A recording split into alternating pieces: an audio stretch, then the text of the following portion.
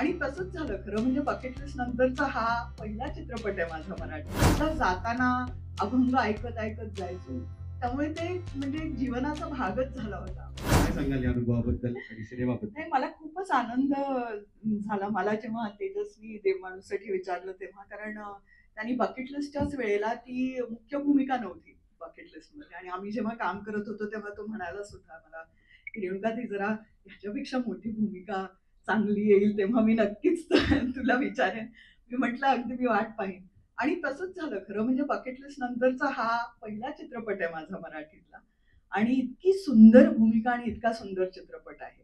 त्यामुळे खरंच धन्यवाद तेजस, धन्यवाद लव आणि अंकुर आणि काम म्हणजे खूपच मला वाटतं की एक मुंबईच्या बाहेर जाऊन एका संथ वातावरणात आपण जेव्हा त्या म्हणजे आपल्या व्यक्तिरेखेत पूर्णपणे असतो, तेव्हा त्याचा आनंद एक वेगळा असतो कुठल्याही कलाकाराला.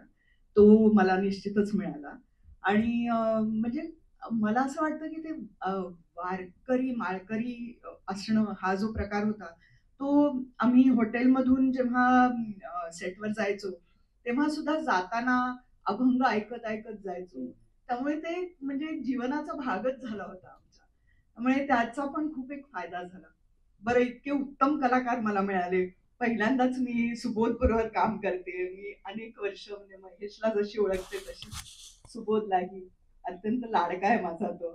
पण पहिल्यांदाच काम करायची संधी मिळाली. त्यामुळे खूपच आनंद झाला मला की सगळ्यांबरोबर मिळाली संधी. आणि एक अत्यंत साधी, सरळ बाईची भूमिका, ज्याच्यामध्ये काही छक्के-पंजे नाहीत. म्हणजे आज एजी भूमिका ज्या असतात तसं काही नाही. साधी सरळ पण माणसं. मग ती बहुतेक तिला सूट झाली. तिला काही करावं लागलं नाही. तशीच आहे. नाही, नाही. असं काही नाही.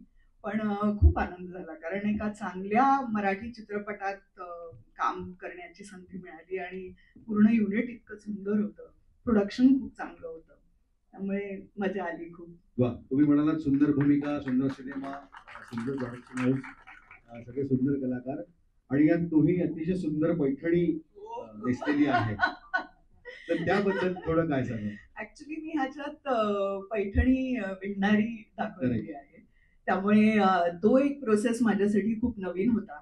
आणि मला खरं म्हणजे तेजसनी आधीच सेटवर जायच्या आधी अनेक व्हिडिओज पाठवले होते, की असं विणली जाते पैठणी वगैरे. आणि ती विणण्याची जी कला आहे ती असाधारण आहे, म्हणजे असं मला वाटतं.